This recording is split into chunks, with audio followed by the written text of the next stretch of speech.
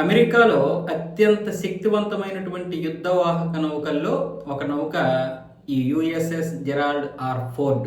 ఇది మార్చి 12న తీవ్రంగా గాయపడింది. కాకపోతే ఇప్పటి వరకు పెంటగాన్ కానీ యుఎస్ కానీ ఏది కూడా అంటే సెంట్రల్ కమాండ్తో పాటు ఎవరూ కూడా స్పందించలేదు. చిన్న చిన్న మరమ్మతులు మాత్రమే జరిగాయి అని చెప్పారు. అంటే చిన్న చిన్న గాయాలు అయ్యాయి, చిన్న చిన్న దెబ్బలు తగిలాయి. కానీ వాస్తవానికి ఇందులో ఉన్నటువంటి 600 బెడ్లు కాలిపోయాయి.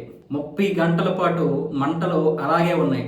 వాటిని అదుపు చేయలేకపోయారు. అంటే ఎలాంటి దాడి జరిగి ఉంటుందో మీరు ఊహించుకోండి. కేవలం ఇద్దరికి మాత్రమే ఏదో సెయిలర్స్కి కొంచెం గాయాలయ్యాయి, వాళ్ళిద్దరికీ కూడా ట్రీట్మెంట్ జరుగుతుంది అన్నట్టు చెప్పింది. కానీ వాస్తవానికి కొన్ని వందల మంది ఇక్కడ తీవ్రంగా గాయపడ్డారు. మొత్తం 30 గంటల పాటు చాలా వరకు ధ్వంసం అయిపోయింది. ఇప్పుడు ఈ నౌక ఎర్ర సముద్రం నుంచి వెళ్ళిపోతుంది. దీంతో వచ్చినటువంటి మిగతా అబ్రహాం లింకన్, మిగతా ఇంకొక నౌక అక్కడే ఉన్నాయి. ఇది మాత్రం పారిపోతుంది, పలాయనం చిత్తగించింది. ఇరాన్ కొట్టినటువంటి దెబ్బకి ఇది అమెరికా వెళ్ళకపోవచ్చు, కానీ ఇది వేరే ప్రాంతానికి వెళ్ళి మరమ్మతులు చేసుకొని మళ్ళీ వస్తుందని చెప్తున్నారు. పెంటగాన్ ఏమొచ్చేసి ఈ విషయం దాస్తే మిగతా ఇంటర్నేషనల్ మీడియా అంతా కూడా ఏదేదో రాసేస్తుంది అని అప్పుడు పెంటగాను బయటకు వచ్చి చిన్న చిన్న గాయాలయ్యాయి, చిన్న చిన్న దెబ్బలు తగిలాయి, మరమ్మతులు చేస్తాను అన్న విధంగా స్పందించింది.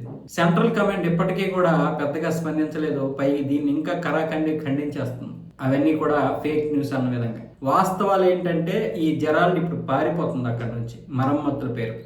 ఇలా ఉంటాయి అమెరికా చేతలు మాటలు.